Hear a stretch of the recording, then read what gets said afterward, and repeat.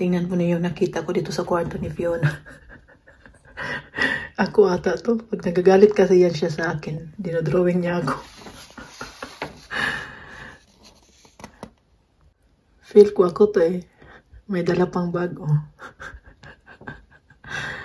Ay, kaluga to si Fiona. Tawa talaga ako ba? Meron pa isa. Itong isa. O baka si Michelle to. Pag nagagalit yan siya sa amin, ninodrawing niya kami. Ito po yung mga tira-tirang tinapay namin nung New Year. Hindi ko siya, nilagay ko siya sa refrigerator para hindi siya titigas. Ngayon, pwede pa siyang makain kasi malambot pa oh. At ilalagay ko siya dito sa oven at lalagyan ko siya nitong raclette cheese natin yung itong. Kasi para hindi ito masira nung 26 December pa to. Pero hindi naman pa siya nabuksan. Kaya pwede ba itong makain? Sayang naman. At masarap pa naman to. Kakainin namin ni Michelle. Si Martin kasi hindi kumakain ito pag may pasok. Dahil si Martin merong allergy sa gatas. Pag kumakain siya ng ganito, kailangan niyang agad pumunta sa toilet. Kaya bawal siyang kumain pag may pasok. Dahil sasakit yung tiyan niya. Pag dito lang sa bahay, kumakain siya ng ganito. Pero pag aalis or may pupuntahan, ayaw niya kumain dahil nga alam na niya kung anong mangyayari. Kaya lalagyan ko na siya nito para makakain na kami ni Michelle. Masarap naman to. Ayan na, ilalagay na natin. Pero sandali lang natin siya ilalagay sa oven para hindi siya masyadong matunaw yung cheese niya, yung cheese niya. Kaya ilalagay natin para kainin natin. Sayang naman itapon eh. Huwag tayong magtapon ng pagkain dahil sayang, maraming gutom. Magandang umaga po sa inyong lahat. Gusto ko lang po ito ipakita po sa inyo yung labahan ko. Kung hindi ito nasira yung washing machine namin, no? Hindi yan puno kasi naglalaba talaga ako araw-araw. Dami. Pero yan lang yung labahan namin. Lahat. Yan lang. Wala na sa taas kasi kahapon naglinis ako sa taas. Dinala ko na lahat ito mga labahan namin. Kay Uma din, meron din siya. Mga nasa kwarto pa niya. Pero uunahin ko itong sa aming labahan bago kay Uma. Ang dami na oh. Siguro mga 5 labahan to. Kaya salamat na lang at i-deliver na ngayon ng ating bagong washing machine. Hinintay ko yung mag-deliver. Kasi si Martin tulog. Tulog si Martin dahil nga panggabi. Hinintay ko muna na dito nagiga yung kapatid ko. Yung kapatid kong lalaki ba, hindi ko pa nga ito nalabhan yung mga ginamit niya. Dahil nga sira yung ating Buti na lang ngayon hindi na siya masyadong hindi na umulan ng malakas. Umulan pa pero siguro ambon-ambon na lang, hindi na katulad nung nakaraan na grabe ang lakas ng ulan. Kaya marami pong mga lugar dito sa Germany ngayon na ang tataas po ng ang mga nagbaha sa city nila. Lalo na yung city na gustong-gusto namin. Pinupuntahan din namin palagi. Grabe ang city nila. Baha. Kaya buti na lang dito sa amin. Hindi naman kami nakakaranas ng ganyan dahil nasa bukid, nasa bundok kami. Yan ang panahon natin ngayon. Makulimlim na naman. Pupunta ako nga mamaya sa pharmacy dahil kailangan kong bumili ng diaper ni Uma at saka yung gamot niya. Hinihintay ko lang itong mag-deliver. Malapit na sila, mga 2 stop na lang. Tapos dito na sila sa bahay namin. Yan na po ang kukunin ngayon. Yan po yung nasira. Kaya inano ko na siya dahil nilinisan ko kanina yung likod. Hindi pa nga tapos.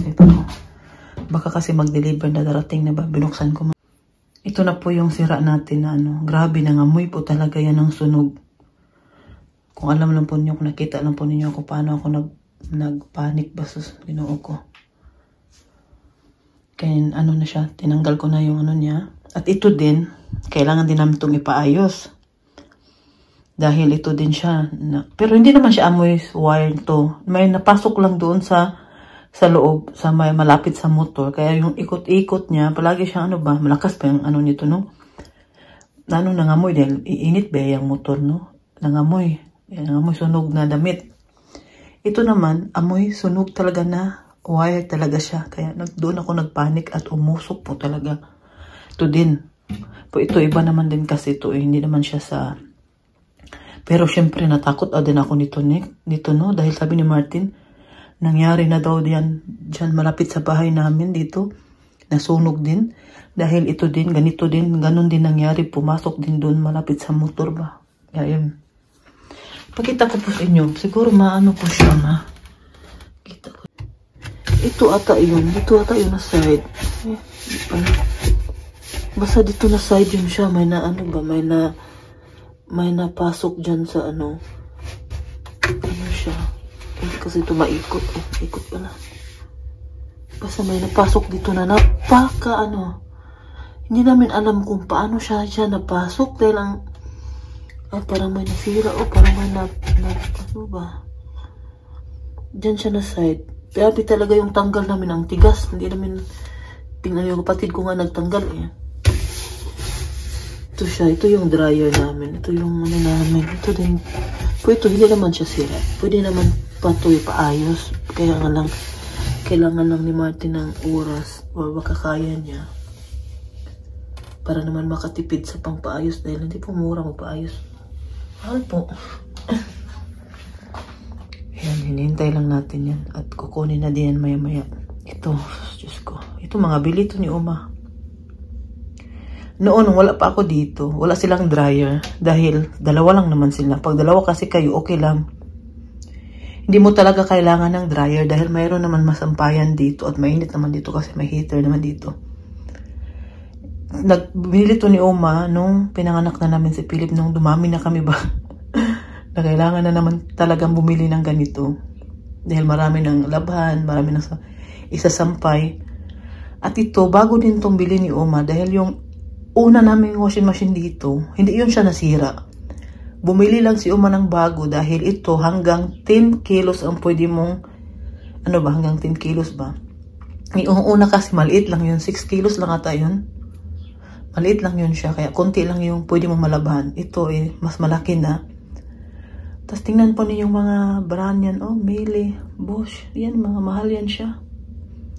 Hindi itong mga mura. Alam ko po itong mga presyo nito. Si Uma kasi po, sa totoo lang, hindi yan bumibili ng mga mamumurahin ng mga ganitong gamit. Kahit sa kusina niya, ang mamahal po ng dishwasher niya, yung mga electric doon sa kusina, yung refrigerator niya, lahat ganyan brand, Miele. Sa mga taga-Germany, alam po nila yan kung gaano kaganda yung itong brand na to, German to, at saka mahal. At ano na dito, siguro kung hindi ako, si Fiona mag-8 na no, binili to bago ako nanganak kay Fiona, siguro mag 9 years na to, kung hindi ako nagkakamali ito. Ito, hindi pa to masyadong matagal, mga ano pa to. Nanganak na ako kay Fiona nito eh. Ay, hindi ko na alam. Basta ilang taon na din siya. Tapos palagi mong ginagamit, diba? Pero ang bilis, no? Bilis nagsira. Ito din kasi, hindi pa namin alam kung sira na talaga. Dami pang alikabok, oh. Titingnan lang yan. Paayos na namin yan. Pero itatry nga. Nakita po niyo yun kay Oliver, diba? Nasira na ano din yung dryer nila. Inayos din yun ni Egbert. Kaya sabi ko kay Martin na, itatry muna namin pag may oras na pag hindi stress si Martin. Kasi pag stress yan si Martin, hindi siya makapag-concentrate ba sa bagay na ano. Parang daming nasa ulo niya, nasa stress sa ulo niya, ganyan ba, mga trabaho, stress sa trabaho. Kaya hindi naman siya madalian dahil meron naman ako ditong sampayan. O, tapos meron pa akong sampayan. Tapos kaya lang, pag dumami kasi yung labanan ko, ano siya, dumadami yung sampay. Tapos matagal siya matuyo dahil sikit-sikit, dikit-dikit ba. Kaya yan po yung ginawa ko na araw-araw ako maglaba para hindi magtambak-tambak yung labahan ko. Para, lalo na pag winter kasi mahirap magsampay. Ito din kasi ayoko talaga gamitin palagi dahil nga nagtipid kami sa kurente. At yung mga kwarto naman ngayon dito sa bahay namin naka-on yung mga heater kaya okay lang. Kaya yan po yung ginagawa ko. Araw-araw ako naglaba. Kaya yan siguro yung rason na nasira to agad dahil ilang beses ko ginagamit sa ano ba? Ilang beses ko ginagamit, lalo na araw-araw ako naglalaba. Yan po ha. Nagtabay po talaga tong dalawang to. Hindi ko parang minulto tong dalawa na to. Alis na tayo dito. Baka may multo dito. Yan na po yung bago natin. Yan siya. mas maliit, no? Kaysa doong ano ba, nung una, malaki kasi yun. Nahirapan din silang ilabas dahil nga ang laki nun at mabigat. Itong bago, hindi siya masyadong mabigat. Kaya lang. At maliit siya kumpara nung una namin. 8 kilos lang pala to. Kasi yung bago namin, yung nasira, yung luma pala.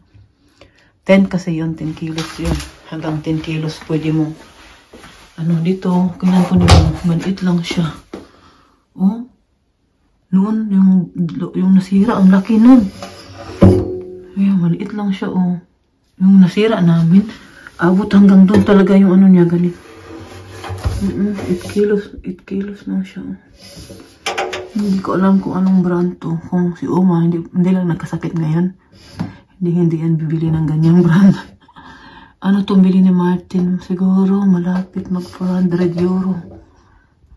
Mahal din, no? 400 euro. Pero mas mahal talaga yung nasira kasi yun eh. German brand kasi yun. Mahal kasi yung na brand. Liit siya, oh. Naku. Okay lang yan. Mabuti na yan kasi sa walang washing machine. Dami ko nang labahan. Maglaba ako mamaya. Pero tanungin ko muna si Martin kung paano to gamitin. Kasi kanina ni-try ko, hindi ko alam paano gamitin. Kaya tanungin ko muna si Martin. Nandito na ako sa bahay, kauwi ko lang. Nag-grocery din ako sa Lidl. Pumunta ako ng pharmacy. Alam po ba ninyo? Dahil naubusan na pala ng diaper si Uma. At kailangan niyang magsuot ng diaper kahit ayaw niya, nagagalit siya. Kasi po, hindi ko nakwento po sa inyo, nung isang araw, nagtaka talaga kami, si Uma, hindi pa nag-ring sa amin. Tagal niya, hindi namin alam kung ano siyang oras. Nagising, anong oras nagising ba? Basta nung nagtaka kami na bakit si Uma tagal nag-ring. So bumaba na ako dahil tiningnan ko. Pero tiningnan ni Martin sa camera, sabi niya gising na daw si Uma pero nasa bed pa. Kaya bumaba ako. Nung pagkababa ko, Diyos ko. Basang-basa po yung bed niya. As in, pati sa sahig. Basang-basa kahit may suot siyang diaper. Hindi na kaya ng diaper niya dahil siguro ang dami niyang ihi. Pati likod niya lahat talaga, yung unan, yung kumot, lahat basa. Ang baho po talaga ng kwarto niya ba dahil nga pag nag-inom ka ng gamot noon, dami ba yung gamot ni Uma, no? Mas, iba yung amoy lang ha, puri lang sa mga kumakain. Hindi ko na kwento yung kasi baka mandiri po kayo. Sorry po. Kaya yun, buti na lang dito si Martin, tinulungan niya ako dahil hindi daw siya makatayo. Sakit daw yung braso niya. At tinulungan ako ni Martin nung time na yun. Tapos, naglinis ako dahil nga sa nangyari. Sabi ko, bakit kaya nangyari yun? Yun talaga yung kaunahan. Nangyari na naman siya mga ilang beses na pero konti lang. At hindi naman na pupunta sa bed niya. Pero yun talaga ang pinaka-grabe na nangyari. Kaya simula noon, hindi siya mag-diaper kung nasa bed. Kasi minsan po, mahirap po talagang pilitin. Lalo na pag ako lang mag-isa sa bahay, kung wala si Martin. Dahil nagagalit po talaga siya. Kaya nung isang araw, tinatry kong sinabi ko kay Michelle na, Michelle, tulungan mo akong sa baba dahil kailangan niyo magsuot ng diaper. Kausapin mo siya na mawala yung niya, pansin niya na sinusuotan ko siya ng diaper. Kasi yung diaper niya, nilalagay ko doon sa loob ng kanyang panty.